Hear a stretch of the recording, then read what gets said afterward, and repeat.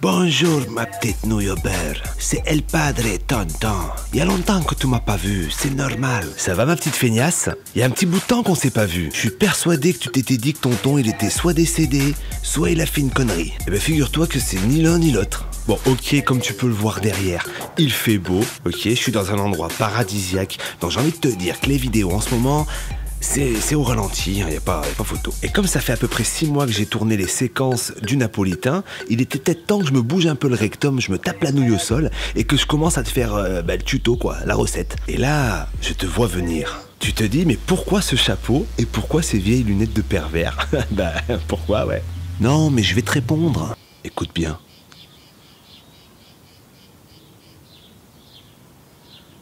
Tu entends? T'entends rien? C'est normal. Là où je suis, j'ai comme voisin 3 poneys de moutons et les arbres en face. Donc forcément, moi, quand tu me mets dans un univers aussi naturel et aussi calme, j'ai des envies de chapeau. Et pour les lunettes, bah c'est, je pense, pour cacher un peu les cernes, la vieillesse. Je vais parler doucement, je sais pas si j'ai pas la voisine qui est derrière les cyprès en train d'écouter. Parce que j'ai pas que des poneys des voisins, j'ai aussi une petite vieille à côté. On n'est que 2 maisons dans la bourgade. En même temps, je pourrais très bien aller me présenter, aller la voir en enlevant le chapeau. Je pense qu'il y aurait moyen de la calmer 2 secondes. Bonjour madame, je suis votre nouveau voisin et j'aime beaucoup les bisous.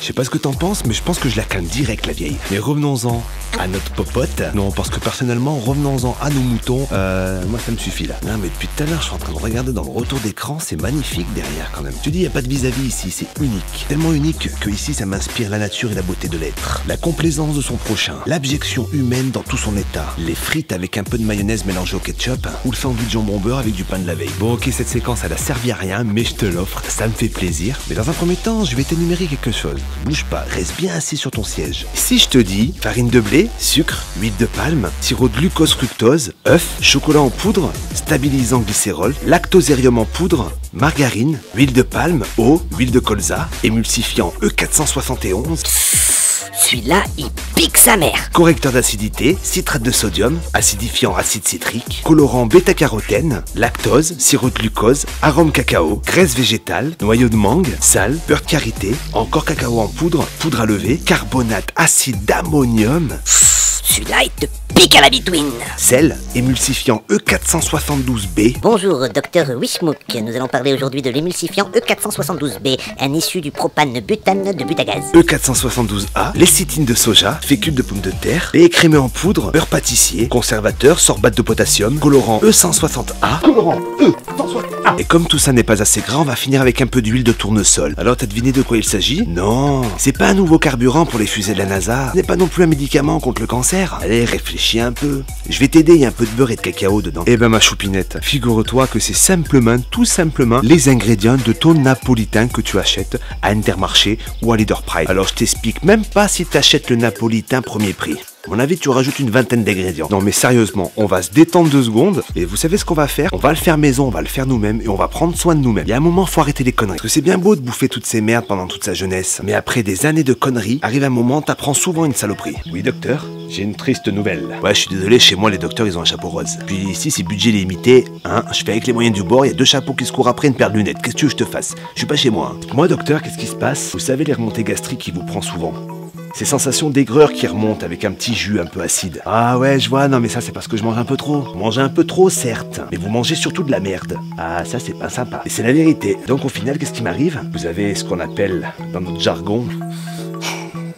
Bref, t'auras deviné la suite. Maintenant, on va parler de nos ingrédients, de nos bons ingrédients. Déjà, avant toute chose et avant d'énumérer les ingrédients pour la recette qui va suivre, je vais quand même citer ma source. Le site où j'ai pris cette recette est dans la description. Et c'est un site qui s'appelle mymignardise.fr. Non, parce que rendons à César ce qui est à Paul. Paul César. César Paul, t'as pas compris? C'est normal. Il y avait rien à comprendre. Et donc du coup, je me suis basé sur ce site pour prendre la recette et l'élaborer. Quelque part, si toi aussi tu es quelqu'un d'athée et que tu es à la recherche d'un messie, je serai un peu ton messie de la pâtisserie. C'est-à-dire que je prends des ingrédients et je te montre comment les mettre en avant. Parce que la recette, je vais pas l'inventer, hein. Moi, je vais juste me servir de mon savoir-faire et je vais te montrer comment on le fait. C'est tout. Et je crois que plus con que cette recette, ça peut être qu'un footage sur GTA avec le best-of des trollolol. Donc pour la pâte à gâteau, il va te falloir 250 g de farine et un demi-sachet de levure, 200 g de sucre blanc, 200 g de beurre fondu. Ouais, ici, on fait tout dans 200 g. Ouais, ça t'a plu? 4 œufs, une cuillère à café d'arôme vanille, une cuillère à soupe de chocolat amer de style Van Houten, ou marque repère, c'est toi qui vois, ça dépend le budget, c'est comme d'habitude. Et une pincée de sel, ma gueule. Pour la ganache, 150 g de chocolat 70%. Bon, le 70% t'es pas obligé, c'est juste moi j'ai envie de me la péter avec un pourcentage. Ça fait plus pro je trouve. Et 12 centilitres de crème liquide. Et enfin le glaçage du dessus qui va faire que tes amis vont te dire: franchement, c'est incroyable, j'ai vraiment l'impression de manger le vrai napolitain, t'as vu? Bah c'est simplement 100 g de sucre glace et 2 cuillères à soupe de crème liquide. Mais ça on y reviendra un petit peu à la fin. Va falloir que je t'explique un ou deux trucs sur le glaçage. C'est pas si marrant que ça. Donc première étape, on va commencer par faire le gâteau. La fabrication de ce gâteau est aussi simple que faire un gâteau au yaourt. Même ta petite sœur de 4 ans, elle est capable de le faire. Tu mélanges tes 4 œufs avec ton sucre, ta pincée de sel, tu y jettes ta farine. Une fois que tout est bien homogène, tu y verses par-dessus ton beurre fondu. Et voilà. Non, je t'assure, c'est fini. Maintenant, le côté mathématique va commencer. Il va falloir que tu gardes 2 tiers de la pâte dans un saladier et que tu chocolates avec le cacao en poudre amer le 3e tiers. T'as compris? Non, parce que c'est pas méchant, mais avec vous, des fois, j'ai un petit peu des doutes. Le temps que ça monte au cerveau, là, ils sont pas finis. Dans un moule rectangulaire, ou rond, ou triangle, octogonal, sexagénaire, c'est toi qui gères. Voilà, rime que je viens de te faire. Tu y disposes un papier sulfu, tu verses 1 tiers de ta pâte vanille, tu mets à cuire. Du moment où tu plantes la pointe de ton couteau et quand tu ressors ton couteau, il n'y a pas de trace de pâte, tu le sors du four. N'attends pas que ça colore sur le dessus parce que tu vas la sécher. Le but est d'avoir un gâteau moelleux, n'oublie pas. Tu recommences l'opération avec ton 2e tiers de pâte vanille, sur un papier sulfu dans le même moule, c'est important que ça se ressemble. Sors du four, tu l'enlèves du moule avec le papier sulfu, tu laisses reposer. Et la 3e pâte chocolatée, pareil, dans le même moule rectangulaire, avec un papier sulfu, tu fais cuire pareil, et tu le ressors du four pareil. Ouah, t'es trop un PGM. On n'a pas encore fait la ganache. Assieds-toi, c'est pas fini. La ganache, c'est le même truc. Ta gosse de 6 ans, elle l'a fait toute seule aussi. Tu fais frémir ta crème, que tu verses sur tes carreaux de chocolat. Tu mélanges tout ça, ça a une belle texture comme une pâte à tartiner, et tu laisses reposer. Par contre, un conseil, ne la mets pas au frigo, laisse-la juste reposer à température ambiante l'espace de 20 minutes, tu vois. Parce que si tu la mets au frigo, tu vas galérer, je t'explique même pas. Maintenant, on va faire le glaçage. Ouais, parce qu'on va se préparer tous les éléments pour faire le montage à la fin. T'inquiète pas, ça part un peu dans tous les sens, mais tu vas te suivre. Alors ton glaçage, c'était 100 g de sucre glace. Tu y verses tes 2 cuillères à soupe de crème liquide. Ta texture doit ressembler un petit peu à une mayonnaise, mais un peu plus dure. C'est-à-dire que quand tu mets la cuillère à l'envers, elle garde la forme, elle ne tombe pas. Mais quand tu la touches, elle est onctueuse. Bon, si tu n'es pas du même pays que moi, que tu me regardes d'un autre pays, par exemple... Attention, cliché! T'es portugais? Bah c'est un petit peu comme la pâte avant de mettre la tapisserie. Tu vois, ce genre de colle. C'est la même texture. Tu mets de côté, mais j'ai oublié de préciser un truc. Bien évidemment, si ton glaçage est trop liquide, n'hésite pas à rajouter du sucre glace. Et s'il est trop dur, n'hésite pas à rajouter très peu de crème. Parce que la crème aura beaucoup plus tendance à te tuer ton truc que le rajout de sucre glace. Donc par petite cuillère de crème. T'as la texture idéale? Eh ben je suis content. Je t'embrasse. Franchement, ça me fait plaisir. Et maintenant, on va procéder au montage. Le montage, c'est tout con. Tu as tes 3 gâteaux, tes 2 blancs et ton noir. Me demande pas pourquoi je t'ai mis cette séquence où j'applaudis, ça me fait plaisir. T'es chaud, on se le fait ce montage? Tu veux épater tous tes amis, toute ta famille? On y va. Tu prends donc ton premier biscuit à la vanille, tu le nappes de ta ganache, un demi-centimètre d'épaisseur. Tu disposes dessus ton biscuit au chocolat. Le biscuit au chocolat, tu le nappes lui-même de ta ganache au chocolat. Toujours un demi-centimètre d'épaisseur. Une fois que tu as mis ta 2e couche de ganache, tu disposes ton 3e biscuit à la vanille. Vu que normalement tu vas d'abord regarder cette vidéo et ensuite faire la recette, j'ai oublié de te préciser que quand tu vas faire tes gâteaux, dans le moule, n'excède pas 5-6 cm d'épaisseur pour le biscuit. Parce que comme au final tu vas avoir 3 gâteaux empilés les uns sur les autres, plus la ganache au chocolat, si tu sers une part épaisse comme ça va pas le faire. Je pense que le napolitain n'est pas si gros que ça non plus. Tu as fini, tu as mis le 3e biscuit. Tu lisses ton glaçage au sucre glace sur le dessus, bien lisse à la spatule. Bon, après, tu peux donner des petites formes en tapotant dessus si tu as envie de faire du relief.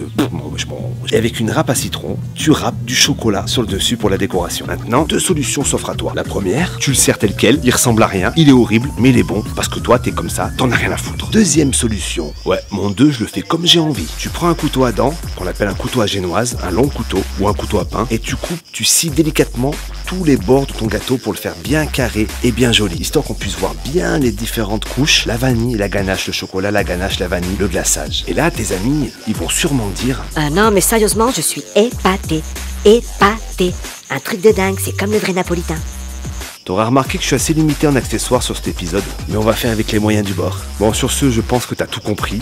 Les ingrédients dans la description, du moins le lien qui va t'emmener sur le site où il y a les ingrédients. La radio qui s'allume tout seul, moi. Du coup, je sais plus ce que je disais, bordel. C'est ta table, j'ai le dos qui est en train de cramer, un truc de dingue. Le mec il se plaint, c'est dans une terrasse, il a un environnement unique, le mec il se plaint. Putain, j'ai chaud sous ce chapeau, c'est incroyable. Dans la description, tu auras le lien qui va t'emmener sur le site où tu auras les ingrédients. Parce que moi, au final, ça va m'éviter de les écrire. Ça, c'est cool. Et puis, les amis, hein, mes petites feignasses, on arrête de faire les feignasses, justement. Et j'espère que je vais recevoir des photos de cette recette. En tout cas, ça faisait longtemps que je vous avais pas vu, ça m'a bien fait plaisir. Portez-vous bien. N'hésite pas à liker cette vidéo, la partager, la montrer à toute ta famille.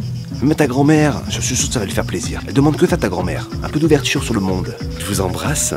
Et comme dirait Frigide... Je vous fais des poutou-poutou, portez-vous bien et faites pas trop de sottises. Oh, j'ai craché sur l'objectif.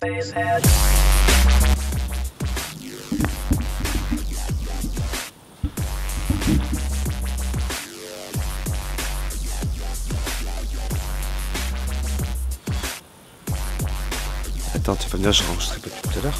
Attends, non, autant j'enregistre pas. Attends, faut que je vérifie. Que je racontais, je ne m'en rappelle pas. Allez, avec moi les poneys. Que je racontais, qu'est-ce que je racontais, je ne m'en rappelle pas. Non mais sans déconner, je m'en rappelle pas pourquoi je suis venu dans cette histoire. Ah oui.